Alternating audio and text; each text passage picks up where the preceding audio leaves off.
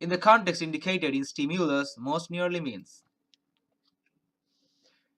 The love is a driving force which has an impact on the psychological balance of human being to go onward, and later we need to win it as an inspiration to make it a stimulus or momentum.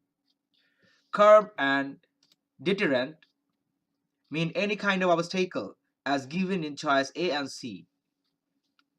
Quietus and disease as choice B and E mean demise of anything, as any momentum which is an inspiration cannot be stopped or demised without using it as a source of power to go ahead to win the forthcoming obstacles using the existing momentum or impetus as a shield.